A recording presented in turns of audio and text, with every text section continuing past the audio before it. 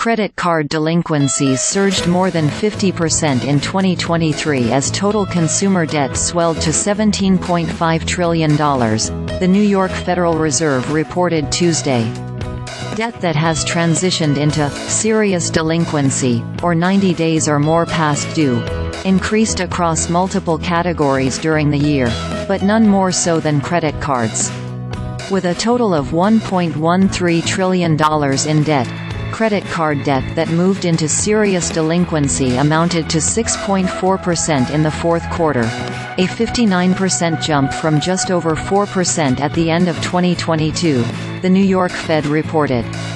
The quarterly increase at an annualized pace was around 8.5%, New York Fed researchers said. Delinquencies also rose in mortgages, auto loans and the other category. Student loan delinquencies moved lower, as did home equity lines of credit. Overall, 1.42% of debt was 90 days or more past due, up from just over 1% at the end of 2022. Credit card and auto loan transitions into delinquency are still rising above pre-pandemic levels, said Wilbert van der Klaauw, economic research advisor at the New York Fed. This signals increased financial stress, especially among younger and lower-income households. While delinquency levels are rising, the New York Fed researchers said total debt is moving higher, about in line with the pace before the COVID-19 pandemic began in March 2020.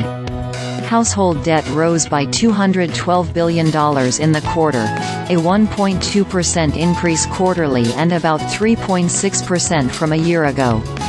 Credit card debt, however, jumped 14.5% from the same period in 2022. Auto debt climbed to $1.61 trillion, up $12 billion on a quarterly basis and $55 billion annually, or 3.5%. Borrowers have been hit by higher interest rates.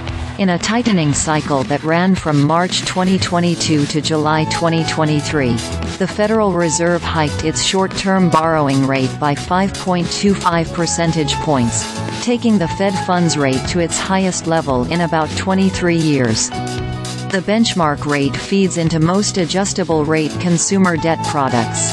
Since the central bank began its tightening, the typical rate on credit cards leapt from about 14.5% to 21.5%, according to Fed data. Credit card debt as a share of income is still below pre-pandemic levels. Fed researchers said rising rates probably have played a role in delinquency rates. In the case of autos, for instance, they said payments have changed little even as prices have come down, owing to the elevated rate structure.